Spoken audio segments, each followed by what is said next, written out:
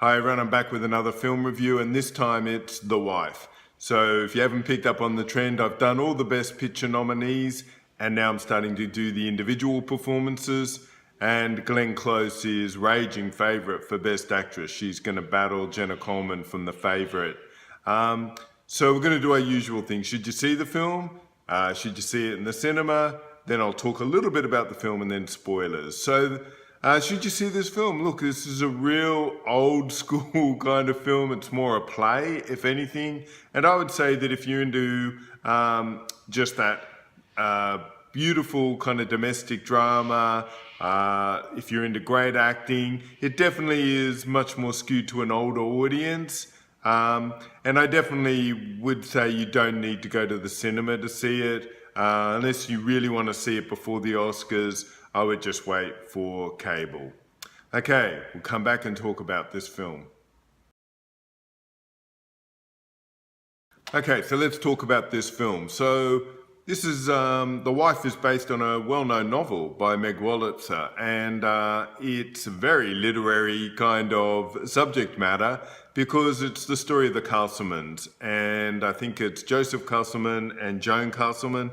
And Joseph Castleman, right at the beginning of the film, has been nominated for and is waiting to find out if he wins the Nobel Prize for Literature. And here's a hint, he wins. So then we see the couple as they celebrate and get ready to go and accept the award.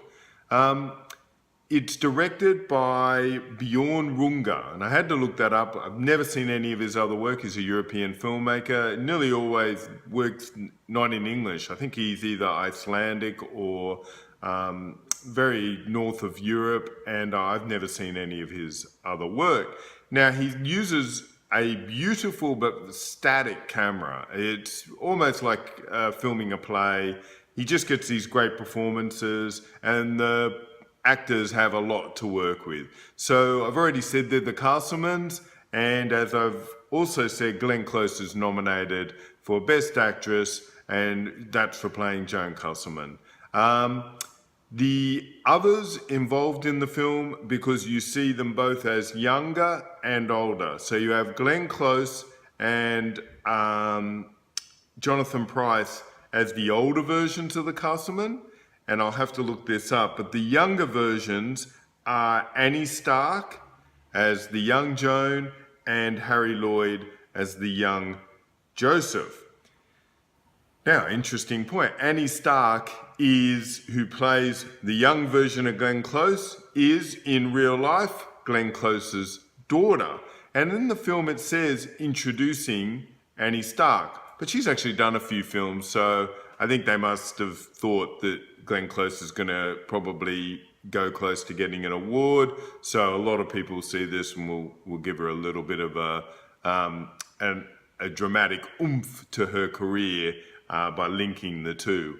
So the other people in the, Christian Slater plays a journalist, and then there's a couple of other people. But generally, the whole film is really the interactions between these two people, their younger and older versions.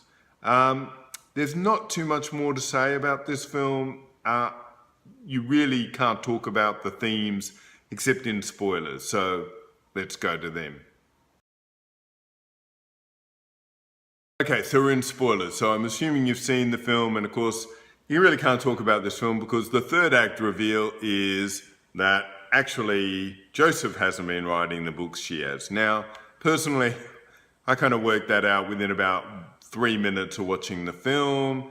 It was quite obvious there was a secret, and if there was a secret in a film about winning the Nobel Prize for writing, then it didn't take too much to work it out. Now, the reason I'm saying that is because that probably dropped this film back in terms of its energy for me, whereas I think if that wasn't obvious to you and you were really shocked by what happened, the film would really probably be a lot more satisfying. The film is really about the performances and what it's trying to say about the title. So The Wife is ostensibly Glenn Close playing a role of Joan Castleman to Joseph Castleman, the famous great author. And he actually is acting all the time as if he's that guy. But the reality, of course, is she's the author. She's the one viewing everyone. She doesn't like the limelight. And they go into why she chose this kind of path. It was because she practically thought that it would allow her success, but it also, you get the feeling her personality was not suited to it and his was. So then the twist is he is the wife, because while she's writing, he's taking care of the kids. He's been doing the cooking, the cleaning, etc., and he hates it.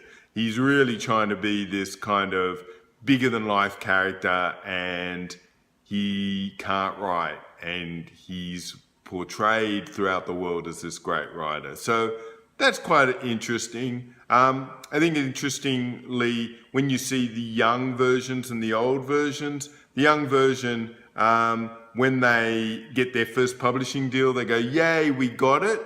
But when he wins the Nobel Prize, he says, I won the Nobel Prize. It's very important how over the years he has almost come to believe that he is writing them when he isn't. And this is shown when they get to the Nobel Prize hotel suite, and he's looking at all the congratulatory letters and hampers, where she goes and looks at all the books that she has written, and they're all different first editions, different languages.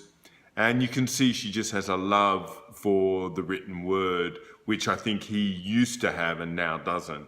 The other thing is when you see there's a great scene where she's looking at some paper, like it's the next page of her writing diary, and she lovingly touches the paper, and you can see it's just pregnant with possibility, and she loves the idea that, you know, who knows what that page will become. I think the film is overly melodramatic. I didn't like that. They've had to make it overly complicated so you get the third act reveal. The acting is good all round. I thought Christian Slater was really good in that kind of slightly creepy role. Jonathan Pryce always good. Glenn Close great. The best actress by far, Annie Stark. So she steals the film in my estimation. I think this is a really, really just above average film. It's that real kind of middle class kind of look at what writers do. And I don't think we'd be talking about this if it wasn't for the nominations. That's a good thing and a bad thing. You see some films you wouldn't see otherwise, but on the other hand, you know, it's just a middling film. That's it for today. If you like what I'm doing, hit like. If you want to see everything, hit the bell, and you'll always know when I've got new stuff. And still got a lot of Oscar films to do. And I'm on Twitter at Guru Eden. So I'll talk to you soon. Bye.